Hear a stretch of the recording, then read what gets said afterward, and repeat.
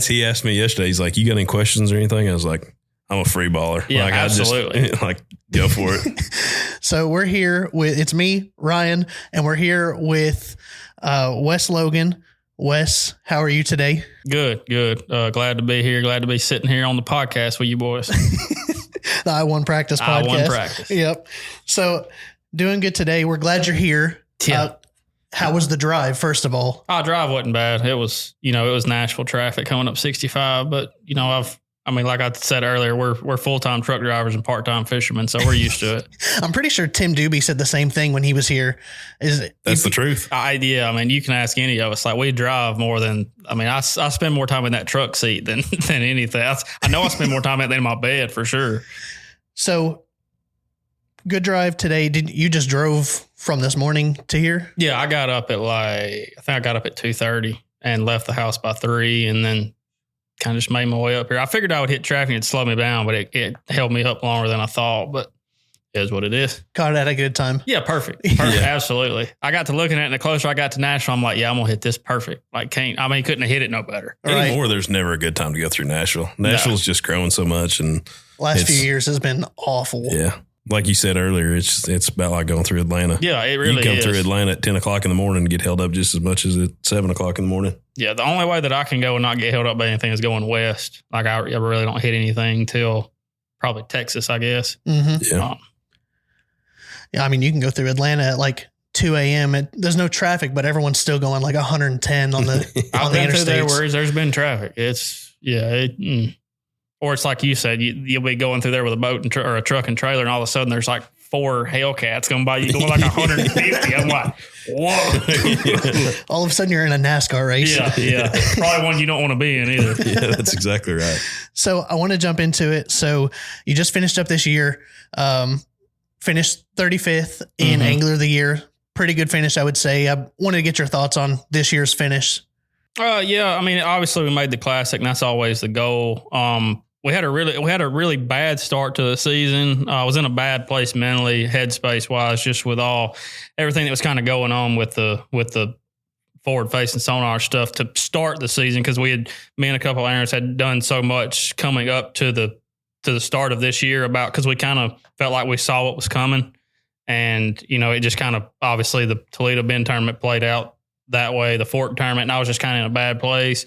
Rolling into the Florida swing, kind of just had a heart to heart, me and my wife did, Riley, and got my head straight and kind of just said, I'll go do what I do and let the chips fall where they may. And things just started clicking. Like the Harris Chain tournament, I had a good practice, fished the way I wanted to, had a good tournament, rolled to the St. John's. After the first day, I was in like second or third fishing. I was just fishing really good. And then just basically I had a lot of momentum basically all year. I was fishing the NPFLs good. And then we went up north, which I normally have a little bit of a struggle with, but we got to Champlain and I had a really good practice, like all 3 days. Thought I could catch like about 20 a day, really. First day went out there, did what I thought I could do, had 20 even, and then, rolled into that day 2 at Champlain. And then kind of obviously everything happened with the accident. But to be able to, what happened, get to the hospital at Champlain, the firefighters, EMT, get me to the hospital, they get me taken care of, get me back out there with an hour to fish. I only had 4 that second day.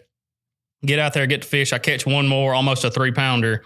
That when it's all said and done, we do the points, and that one fish saves me 28 points in AOI, which is monumental, considering how I finished 60th in that tournament where I would have finished 88th. So that's a huge, point swing.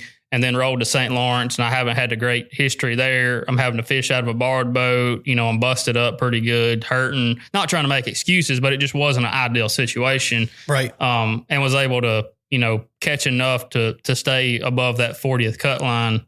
Obviously would have wanted to, finish higher. Just you always want to do better, but the way everything happened to still make the Classic is, it's a blessing for sure.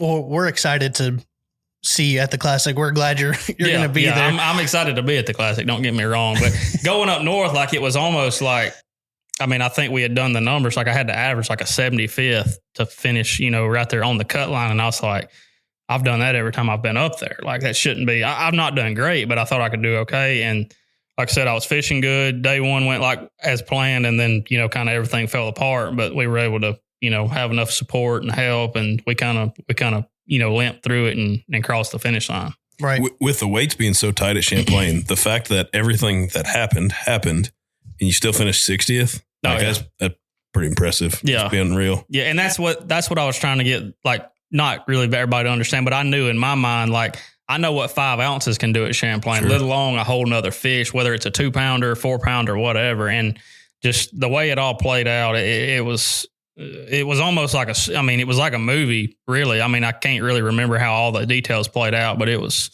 kind of crazy.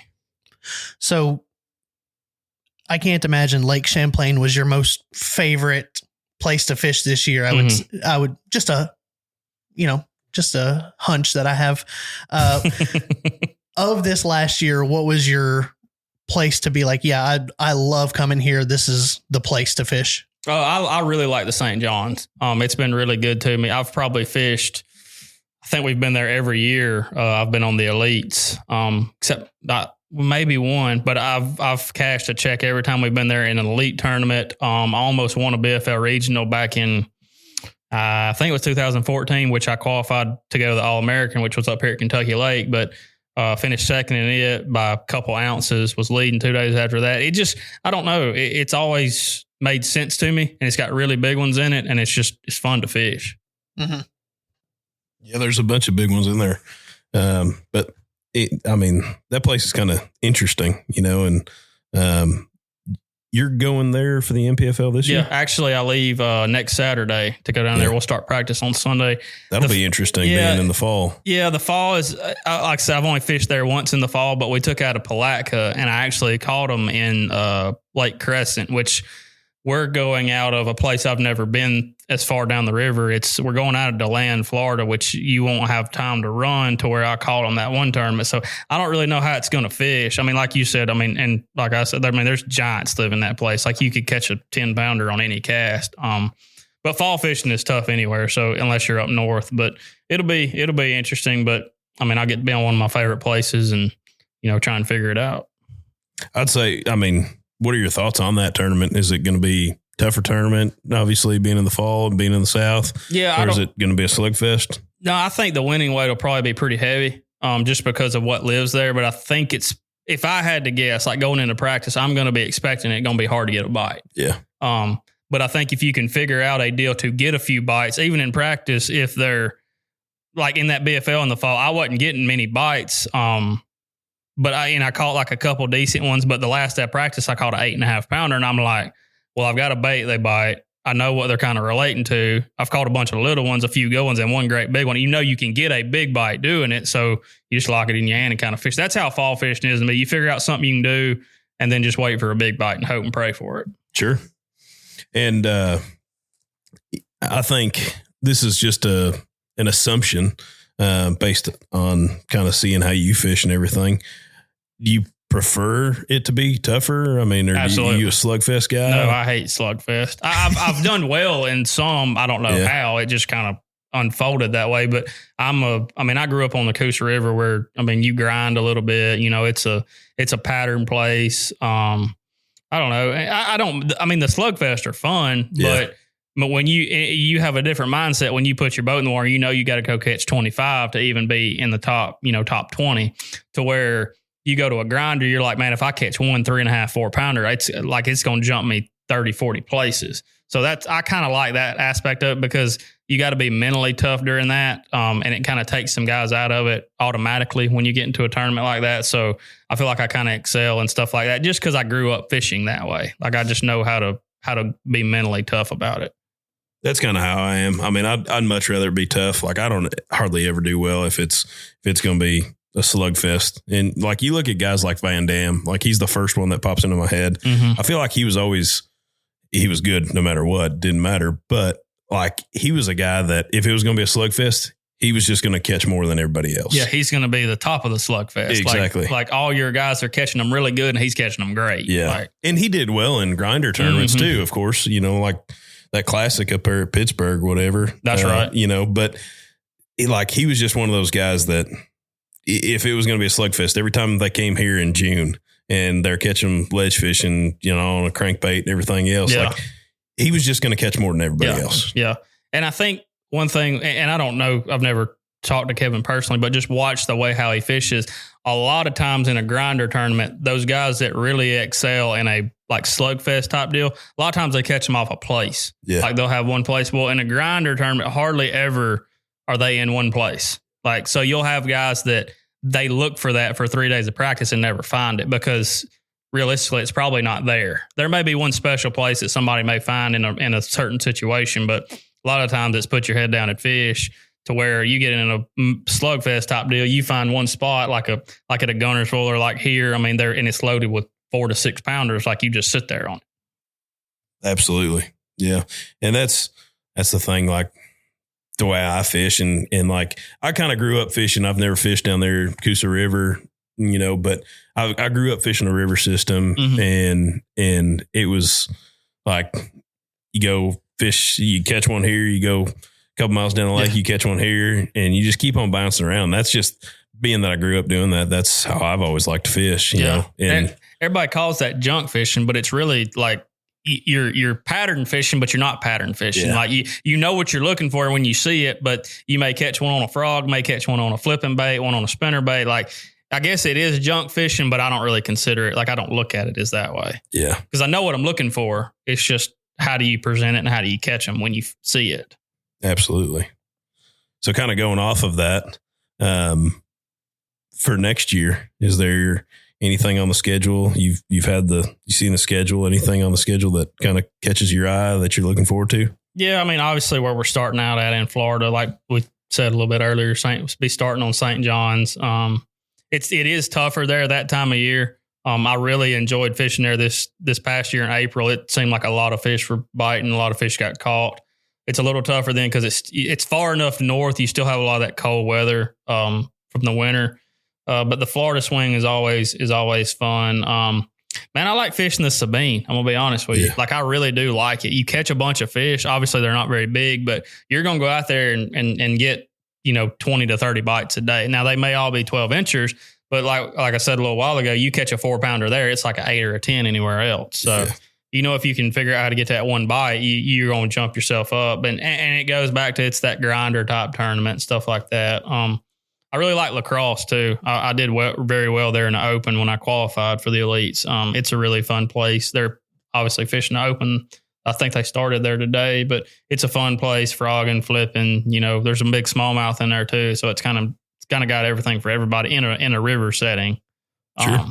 But yeah, it's a fun place up there. Yeah. That unknown about that, I don't even know how to say it. Paqua something, whatever that. Whatever that river is up there, we're going to in North Carolina. I hope that's how you say it. We'll go with that because nobody knows. What did you call it?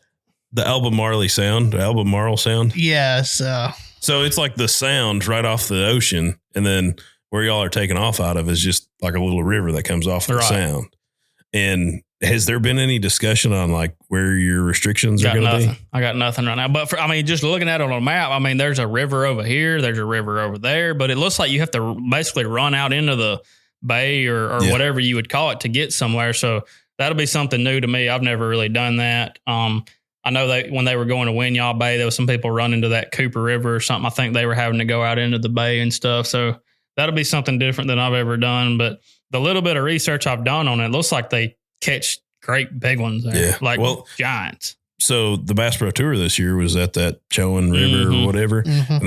And that's right there. It's like in that same sound area. Is it really? Yeah. I did not realize that. It's just like a couple rivers up, I believe. They were catching some really big ones. Yeah. Like that was one of those ones that no one really knew what it was going to be like because no one's ever gone there. Right. But it played out really well. Mm-hmm. Sounds like that's a good event to watch then. Yeah. Yeah. It'll be a good one for sure because, obviously there'll be somebody that knows something, obviously, and it'll be up somewhere. But for the vast majority, we'll be seeing it unless you go pre-practice for the first time, which I'm going to say the majority of us will go pre-practice that one because you can't just show up on that one probably. I'll definitely go check that out. And I probably won't even get a rod out, just ride and see what everything looks like for when we come back. But time of year should be spot on, I would think. Being there in April, it should be wide open, trying to spawn or maybe a little pre-spawn that far north. I don't know. We'll see. Well, and if all else fails, you can't figure it out. You could always just ask the locals for some information if you wanted to. Before January 1st. Yeah. That went away pretty quick. So that kind of leads me into what I wanted to talk about afterwards. So last week and the week before, Bassmaster, NPFL, and MLF had all sorts of changes. Being part of the Bassmaster Elite Series, what are your thoughts on the changes that they're implementing? Yeah, I mean, obviously they think it's the right decision on their part. I don't really feel like the one transducer is going to really change a whole lot. Because I mean, the few guys that had one on their jack plates and stuff like that, they really shined in the smallmouth tournaments, like the bait, like when the fish were relating to bait a lot, like the Champlain and a St. Clair, stuff like that. Like that's when those guys, really excel. Which I had heard that side shooting front looker stuff is good in timber, which we've got a couple timber tournaments coming up. So it may make it a little bit more challenging there.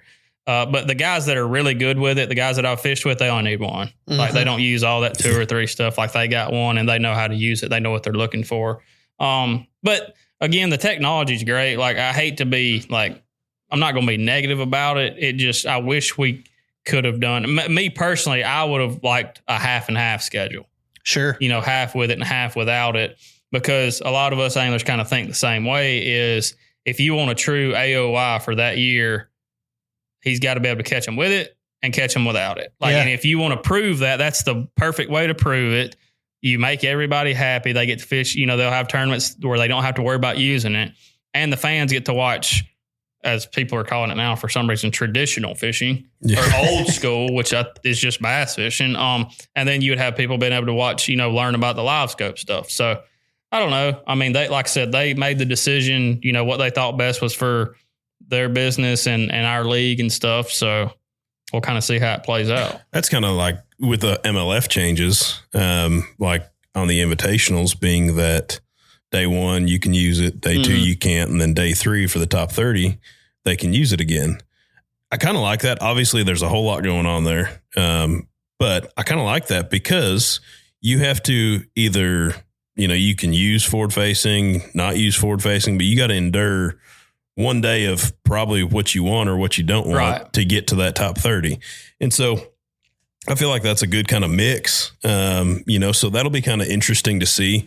And obviously each league is doing something different. Obviously you fish NPFL stuff and, they're just saying, let's just make it easy, cut it out completely. Yeah. Yeah. And I think that was a good business decision on their part. Cause I mean, truthfully, if you look at it, what do they have to lose? Yeah. I mean, they have no, tie to any electronics companies. And, I saw a few comments that said that, oh, well, they'll never get any sponsorship money from an electronics company. I was like, I don't really believe that. I don't think that was like a end all with that. Just from some of the people I've talked to that I know very well, and I respect what they say. The NPFL is not dead by any means when it comes to anything in the fishing world right now.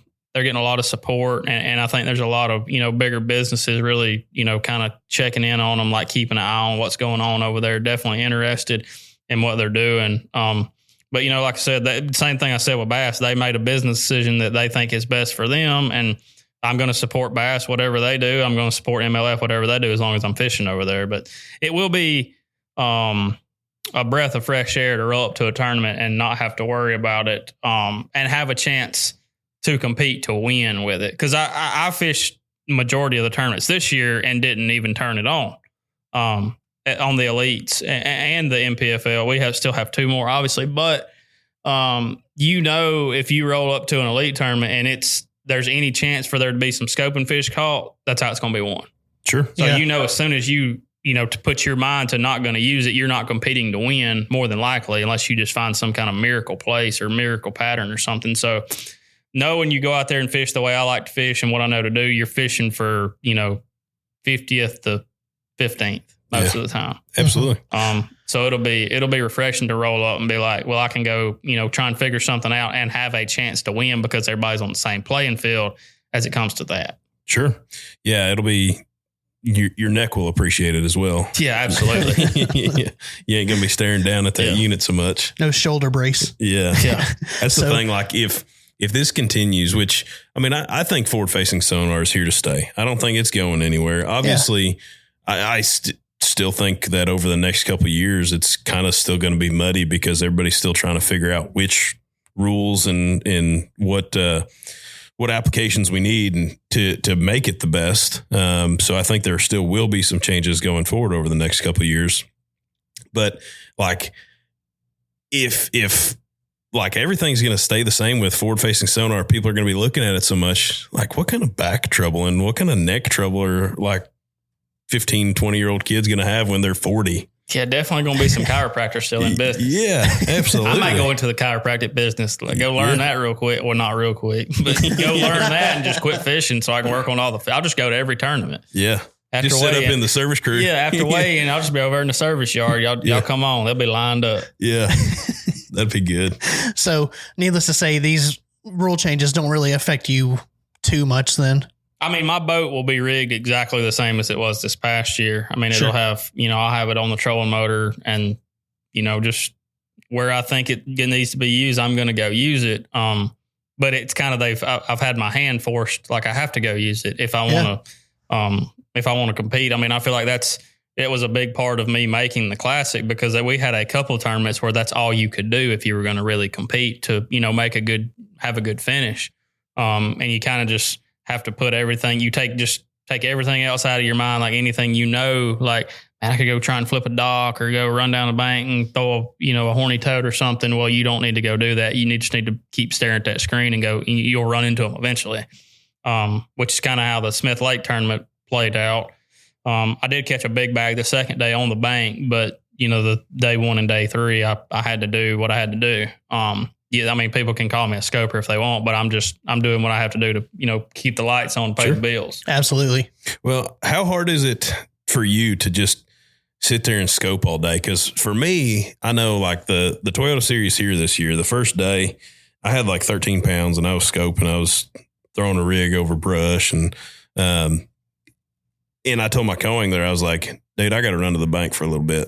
Like I just had to go do it, even though I didn't think that I was going to improve my weight. And that's probably dumb of me to do. But like, I just had to go throw a chatterbait down the bank just to like break up the monotonous vibes that I was getting. Yeah. I know exactly what you're talking about. I would do that in practice. Like I did that in practice a lot. I would be doing it for like an hour or two. And like, I got to go do something. And I'd go and skip some docks or something. Or like you said, go throw something down the bank. But in the back of your mind, as soon as you pick that trolling motor up, you're not going to find them. And when it came to I had done that. I really wanted to do that in practice to see if I quit doing it, I would go get a bite. Yeah. And it was so hard to get a bite on the bank. I was like, there's no point in leaving for the most part, unless condition wise, conditions set up good, which is what happened on the second day. But talking about Smith Lake, but I knew like after practice, like keep your head down, just keep covering water. You'll run into enough to, and this is how the tournament's going to get won anyway. So you may luck into, a couple of 4-pounders. How hard is it for you to kind of block out the memories? I know that's something I deal with a lot. That's a real, I wouldn't say touchy subject, but that's the whole thing. Yeah. Like forgetting about everything you've grown up learning and like reading conditions, reading the weather, like all that. And like, I'm not going to say it doesn't matter because the fish do act different in different conditions out there, but still you're throwing at a fish every single time you make a cast. Yeah. So like it is very hard being me, like knowing like how I've grown up fishing, running patterns, putting stuff together where now it's just like, and I've tried to do it using it. Like, okay, they were on a point and, I'll drop off on a point in 20 foot of water. Well, you go try and find 10 more of those places. They're not there. Yeah. Like their only reason they were probably there is bait or something. Like something was right on that place. And it's hard to duplicate it with that to where basically you just find an area with a bunch of fish in them and keep up with them the whole tournament. Yeah. It seems to be the best way to do it. And I mean, if that's the way that thing works, then that's the way it works. But it is very hard to, like you said, just forget about everything. And just kind of turn your brain off for the most part. Yeah. That's like, here in the summertime, like I think about it. There's a stretch of docks, and I've caught a lot of 4 and 5 pound fish on it. And like, I know I don't need to be going and flipping them docks, but it's like, but how many big ones have I caught there? Yeah, and right. it's hard to find that balance of, adapting to the new technology and the new way of doing things, but also still like, you can't forget about everything. And that's like history as a whole in our world. You can't forget about history. History is an important topic to teach in schools because, history will always repeat itself. So it's good to remember that. But it's trying to find that balance, I guess, is the hard part. Yeah. And I just wonder if the younger generation of anglers, like the high school kids now, like that'll be, the coming out, going to college, since they've started fishing, they've had it. Yeah. They've had the live scope. So I think they're so good with it because they commit to it. Like they know how good they are with it. They know what they can do with it. Why go worry with anything else? Yeah. They don't have anything else to think about. And it's not their fault. I don't blame them from doing it one bit. I don't knock them. And they are better at it than a majority of people. But it's all they've ever done. Yeah. So, I mean, they don't have that little, voice in the back of their head. Hey, go flip those docks. Hey, the wind's blowing in on this bank. You might run a buzz bait down. It might be a fish up there wanting to eat. Well, they're not worried about catching one up there. They're worried about finding a group of them out there, throwing in as many dots as they can, the law of averages. But I mean, that's kind of where that younger deal, I think they're so good with it, like I said, because they don't know anything else. Let's go commit to it. And we're going to catch them before the day's over. Yep. So a little bit of a hard transition, but I feel like it's appropriate to talk about it now if you want to. Lake Champlain had a little bit of an incident there. Moment of silence. Yeah. So can you, if you're comfortable with it, can you run us through what was going through your mind before, during, and after that? Yeah. It don't bother me at all. Okay. Just kind of like roll through, like, if you don't care, like the tournament, just, day one, this is what you did. Yeah. Went out with a game plan on day 2 and how day 2 went. Yeah. I mean, basically, day 2 went about as perfect as it could. I had one little stretch I wanted to start on, was fishing grass lines and like, I don't know, probably 10 to 15 and rolled up. I mean, I literally think within 20 minutes, I had like 18 pounds. Kind of bounced around a little bit, went scoping like over some deep stuff, trying to catch a great big one. Didn't really, kind of did that for a couple hours, caught a couple that didn't help. And then I ran back to some of the stuff I thought I was going to really fish and caught 2 4s that got me, right at 20. And literally it couldn't have went any better. Didn't lose anything, nothing. Everything's good. Day 2 gets canceled, which would be Friday with the tropical storm that came through. Weather was horrible. What'd they say? It was like 50, 60 mile per hour winds? Every bit. I promise you it was every bit of it. We went and rode out there. It kind of ironic, or I didn't. Bill Lowen went out to where the ferry crosses and like sent me, he FaceTimed me of like with the waves, and they were, it was unbelievable how big they were. Like in his camera from the bank, they looked like they were huge on his camera. I know them things are big. Like they always look bigger in person. Yeah, absolutely. Than I'm like, camera. oh my gosh, dude.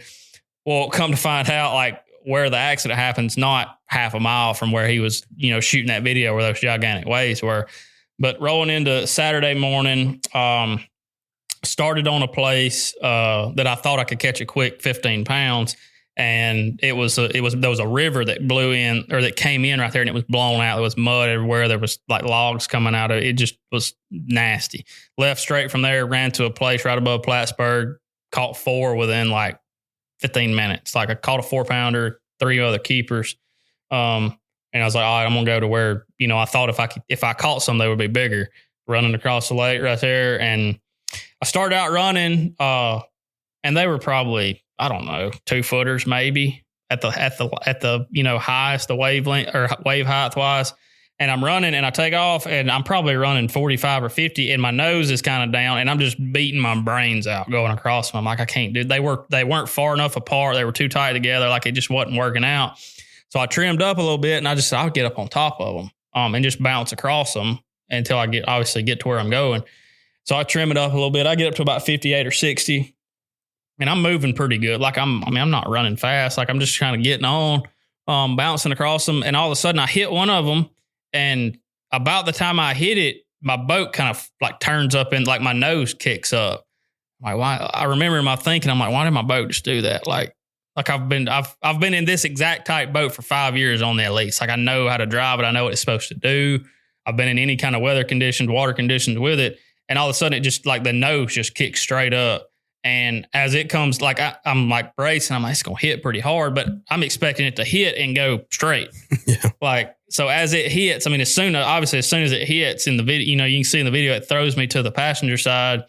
I can remember like as it's throwing me, I'm like, dude, don't go in the water. Like do whatever you got to do to stay in the boat. Cause I didn't know if like I'd broke something or if it was going to knock me out, like, and all that kind of stuff. I didn't want the boat to come over on top of me. Obviously in my mind, I didn't realize the engine was off of it. I just didn't really know what had happened for that split second, but it's like everything slowed down. Like, do not go in the water, like hold on, grab something, like go to grabbing, whatever you got to do. It kind of comes to a stop. And I don't remember like really any of this. I just from watching the video where it happened, and I'm like kicking my legs for a minute. And I don't think I was hurt. I think I was more mad than anything, like kind of pissed off. And as I stood up, I remember I was like, God, my head's hurting. And I grabbed my head, and I remember the end of my fingertip, like the first section of my fingers, like went into the cut. And I was like, ooh, that's not good. Yeah. And like, I remember grabbing it, and it was like warm. I was like, damn it.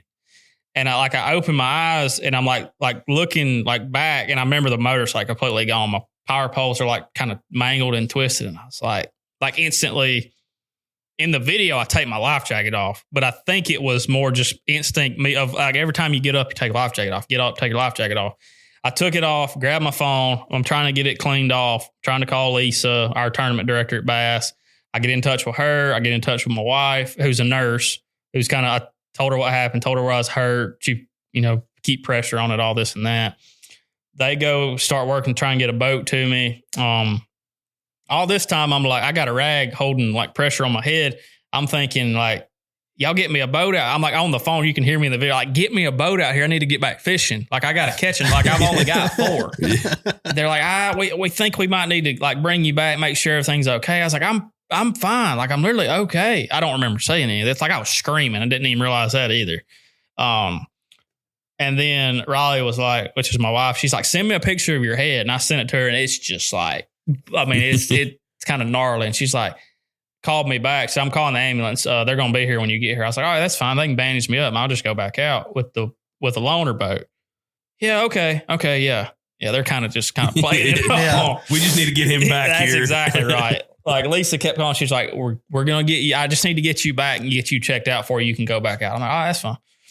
So they get the loaner boat out there. It's a guy from Texas Boat World. His name's Jackie. He brings the owner's boat, actually brings it out there. As he's pulling up, I'm grabbing I done got me a tackle bag ready. Like I was going to get in that boat when they told me I was good to go. I was going. So I got the rag on my head. I'm trying to get him my tackle bag, my 4 rods, and I got my weigh-in bag, and I'm putting the fish in it.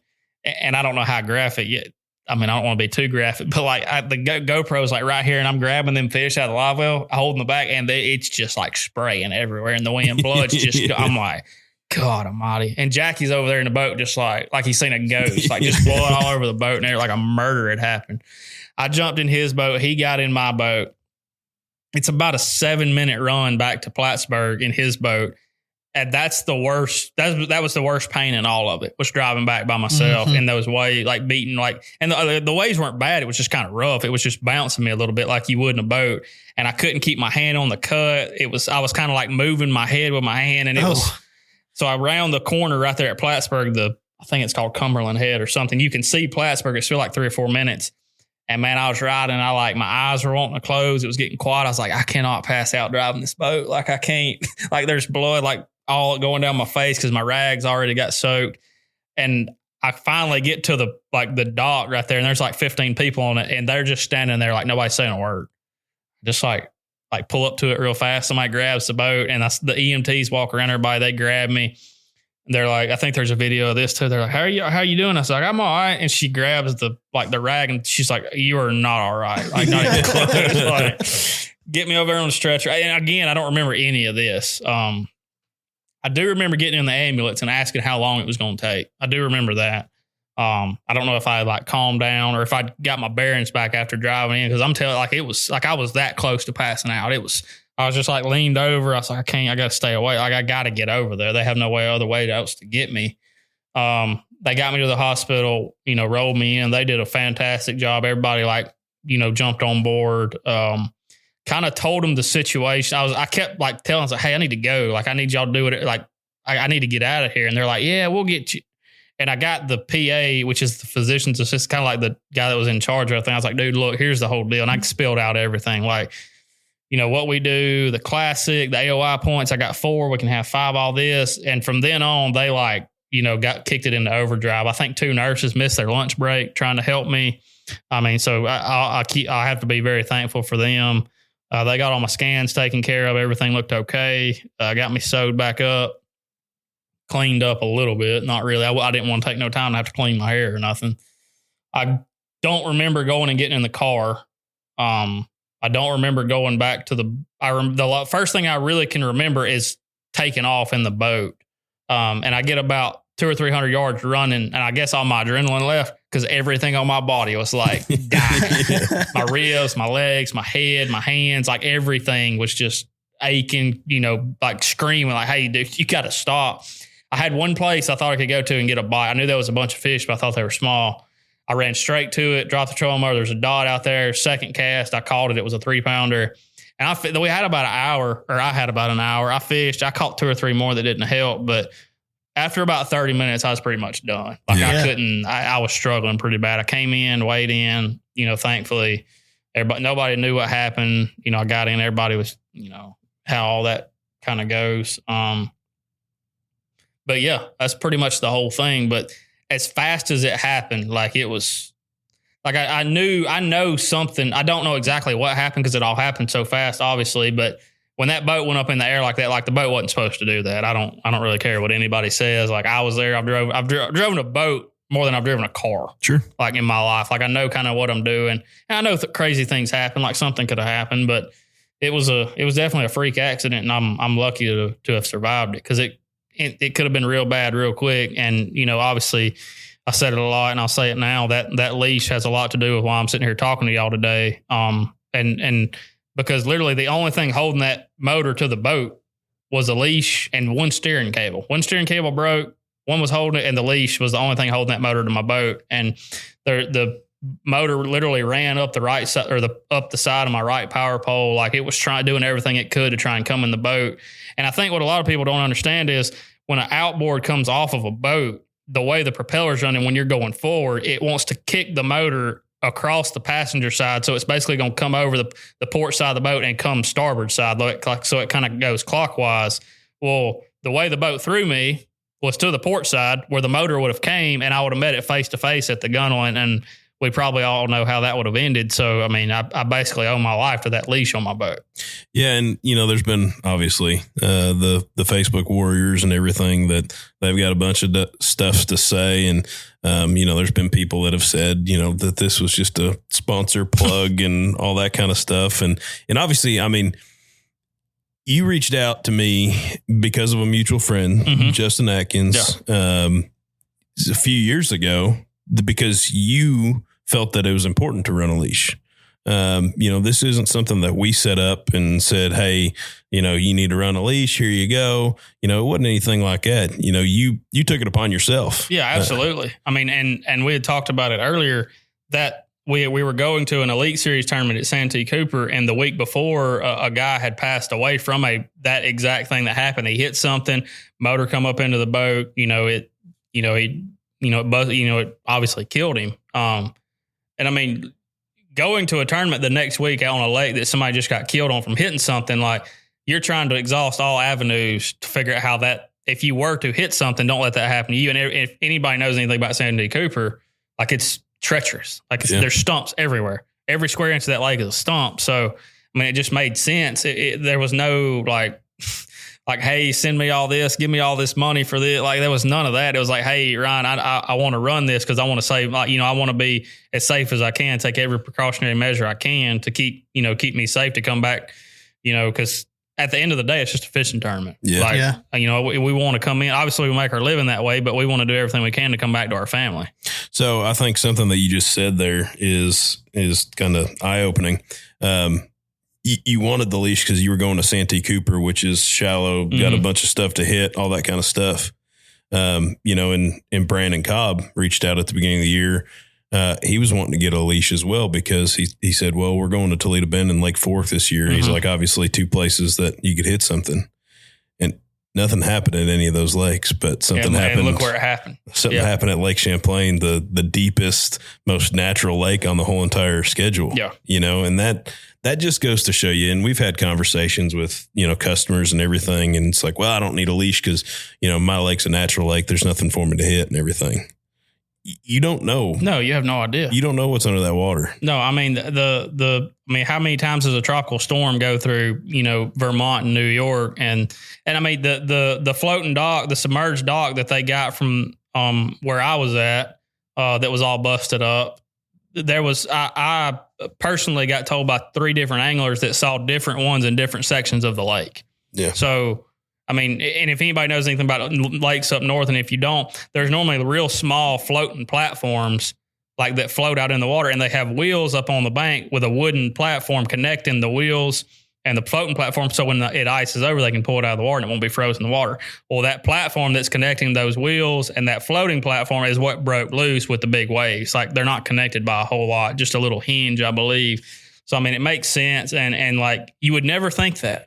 Like, you never think, man, there's something floating out here in 150 foot on Champlain. Like, you're all, like you said, running around Fork or running around Toledo or Santee. Like, and that just goes to show, like, literally what you say. It could be anything at any time. Like, it's the risk we take, but if you're going to be out there taking the risk, why not do everything you can to prevent something, you know, terrible from happening? Mm-hmm.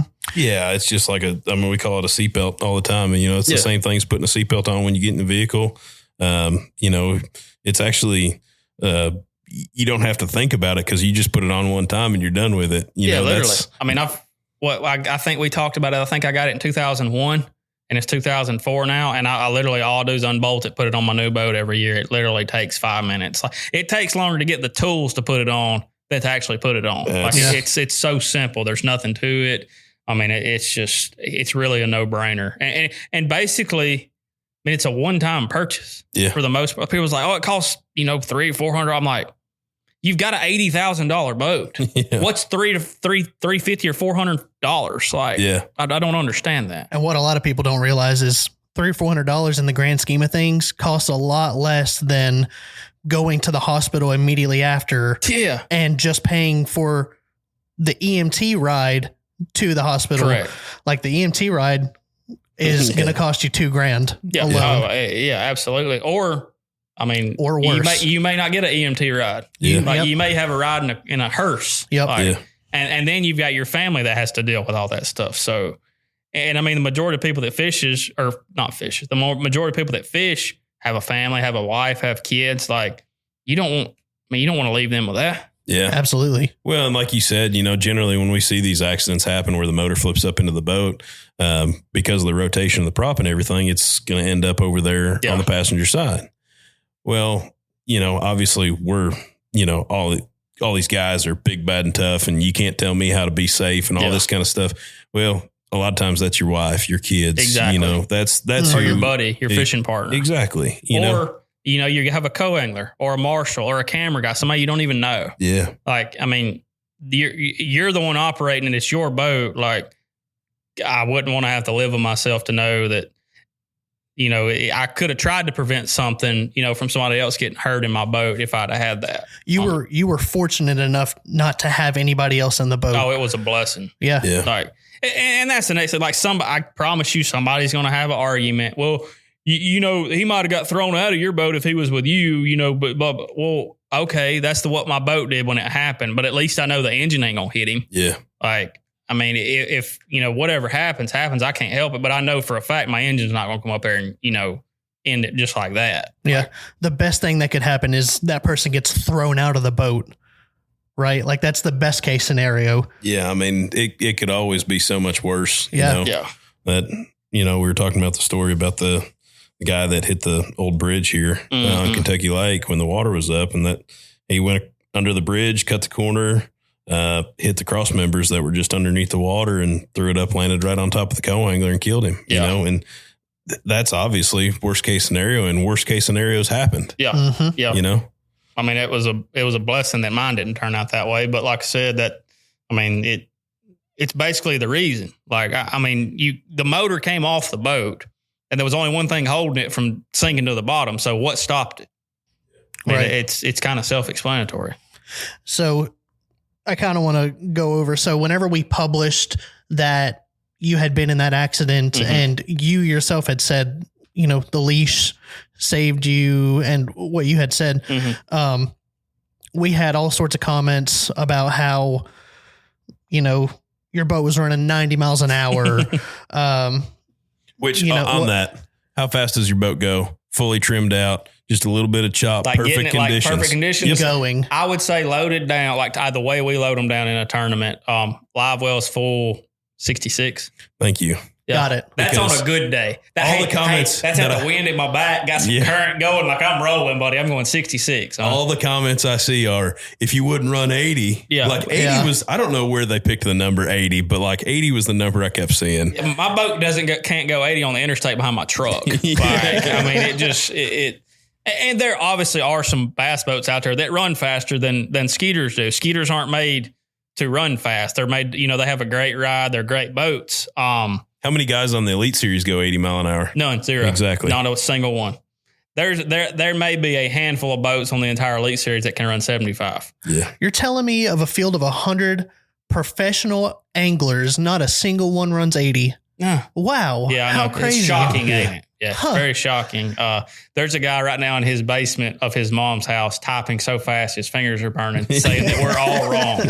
That he's done it 100 times going up Kentucky Lake. He's run 80 mile an hour against the current. So it's the same guys that'll tell you not to do it, right? Like, yeah, it's I don't know. Like I mean, the stuff that I've read that people have written in the last 3 weeks is just incredible. Like the way people think. Well, and it's got to be a little, well, I say a little, but quite frustrating for you because you were the only one in the boat and you were there to experience it. But 150 people in the comments section go, you know, with their expertise, they were obviously in the boat with you when it happened. Yeah. And they know everything. They know exactly what happened.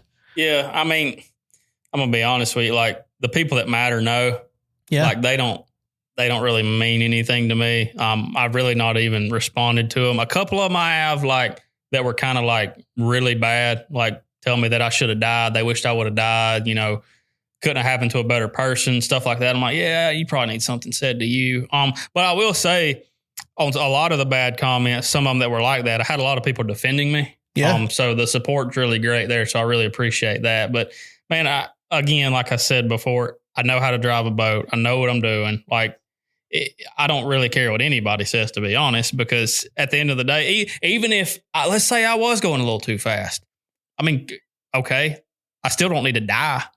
Yeah, like, that's no reason to be killed. Like, I just can't understand that with people, and maybe they're just so miserable with their life they want somebody else's to be too, and they like seeing somebody in pain and stuff. But I mean, either way, if me wrecking and having all that criticism and stuff is worth somebody getting their life saved, I mean, I can definitely handle it. Absolutely. Yeah. And so one of the things that you had talked about when you were on Mercer's podcast, I think he brought it up, you know, and to kind of back up here, like we had one conversation up to this accident, really. I mean, we had a conversation about the leash when you got the leash. That was really it. Really about it. Yeah. You know, 3 years ago. 3 years ago. Yeah. So obviously I heard that this happened. I texted you that night and I was like, hey, hope you're doing good. Heard about the accident. You need anything, let us know. Yeah. You know, and that was it. Yeah. So then obviously, you know, we've kept in touch since, and you did that podcast with Mercer while you're still up there at Champlain. And so we hadn't even talked about, hey, we need to get together and do this podcast, anything like that. Yeah. He brought up a question about, you know, your thoughts on the leash being mandatory in tournaments or on bass boats and everything like that. And what were your thoughts on that? I mean, what did you kind of? We talked about that. Yeah. I mean, I remember having the podcast, but I can't remember exactly what we talked about. But I mean, I can talk about that. Like, I don't see how. I know. Let me back up a little bit. I know that I'm real close with my boss at Yamaha, and I know he's in talks with some guys. I think they were looking into trying to start somehow to figure out how to make it mandatory on like any Yamaha pro have one on their boat. I don't know if that's kind of gotten any traction or not, but I don't see how it would be so hard for like the major boat manufacturers to get them at least. I hate to say to us because we're not special. Like, we're just out there trying to do a job, but we are on the water more than the average person. And maybe because people follow us and pay attention to what we do and the stuff we use and all that. Like, I would wonder if maybe us having them on our boats and more people seeing them. Hey, what's that? Like, hey, well, it can do this. And then they're like, huh.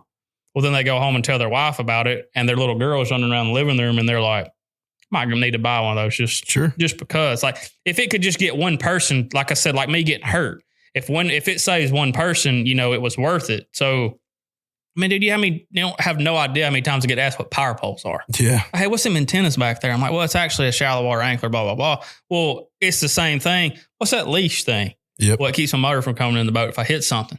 That's a great idea. Does it really work? Yeah, it really works. Yeah. I promise you, it really works. But just that quick, and I'm going to look into it. Well, great. I mean, if you fish a little bit, you should look into it. Yeah, I will. Well, I mean, it did its job. Sure. Absolutely. But yeah, I work with Yamaha real close, have a good partnership with them. I really want to try and do something about that because, it would just be a good thing to try and do, I feel like. Absolutely. Yeah. I mean, and we've talked about it before. Everyone thinks we make $1 million off of the leash, and that's just not the case. Just being honest. We don't have near the margin that people think we do. That people think we're just price gouging and it's $20 worth of material and we're selling it for $350. And you can make it at Harbor Freight for $100. Yeah, exactly. To the comment warriors. Yeah. If you want to try that, let me know how it works out. Yeah. I mean, I guess it's just people that are ignorant and don't know, like maybe they just stay inside all the time, or I don't know. If you look at it, like if you know halfway know what you're looking at, when you look at it, like, I mean, that's stainless steel materials, those brackets, like the hand woven stuff. It's not $20. That's the thing. So, I mean, we work with a leader in the racing industry. The manufacturer that manufactures the leashes for us, they hand weave all these tethers here in the United States. And they work directly with NASCAR, NHRA, IndyCar, Monster Truck, all the racing divisions, so that when a car hits the wall going 200 miles an hour, it keeps the hood of the car, the wheels from flying up into the stands, whatever. This is something that they're very experienced with. Obviously, they make a great product. I think you can attest to that. Yeah, absolutely. And so there's obviously a lot more that goes into it rather than just going down to your hardware store and picking up the first rope that you see and slapping it on. Yeah, put a little ski rope back there. Yeah. But I mean, to be able to have a product that is used to keep the impact of a 200 mile an hour race car together, to keep a hood from going into the fans and the seats, like, I mean, what more do you want to know? Exactly. Right. Yeah.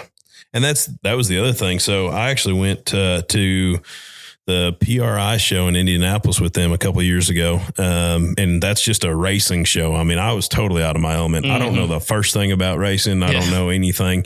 And I guess it'd be like taking them to the classic or something. But just seeing their products, and, they've got products that actually go inside of the wall at a racetrack. I didn't even know this. I thought you just had like concrete barriers going down the side of the wall, but they've actually got products that go inside of the wall that are like tethers to absorb that shock, so that when the car hits the wall, it isn't just like hitting a brick wall. Right. Like there's some shock absorption. Eats the impact. Yeah. And so, I mean, that's the kind of stuff that, they're working on, and it's been amazing working with them because they're so knowledgeable on tethers and restraints. Yeah. This is what they've done forever. Yeah. I mean, they work with high impact, fast. I mean, Yeah. This isn't just something that we're whipping up in the back room in the shop and just slapping a heat shrink on it and calling it something crazy. Yeah. You know, and you can't simulate high impact and fast, like you said, we can't seem to find somebody who would want to sacrifice their boat for our testing. That's the comment that drives me crazy the most is, well, let's see it in action.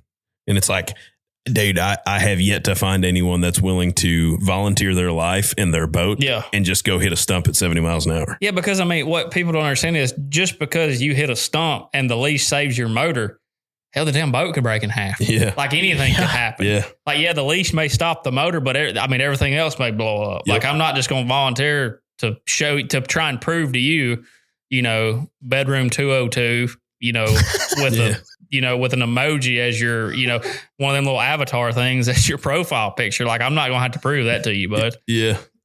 All right. Come on now. That got me. That's funny. It just, yeah.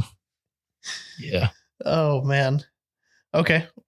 Well, Ryan, I don't have anything else. Do you have anything else? No, I mean, obviously I appreciate you making the drive up here. Appreciate you stopping by to checking out the facility and talking with us, doing this podcast. And obviously we wish you luck for the rest of the year, finishing up the season with the NPFL, and wish you good luck for next year. Hopefully we're just going to be talking about the leash as, hey, everyone needs to get a leash. We're not going to be talking about it. Hey, Wes was our test dummy again. Yeah. No, we're going to try and avoid that at all costs for sure. But I appreciate y'all inviting me. You've got an incredible facility here. Like it's top notch for sure. No wonder y'all make a great product, but again, appreciate y'all having me, and it's looking forward to another good year, I hope. Absolutely. We appreciate it. Thank you. Thanks, Wes. All right, guys, that is a wrap on another episode. Be sure to follow us on all of our socials, Instagram, Facebook, YouTube, TikTok. Send us a DM if you want to hear a specific topic or even a guest. Give us some feedback. Once again, we appreciate you for listening.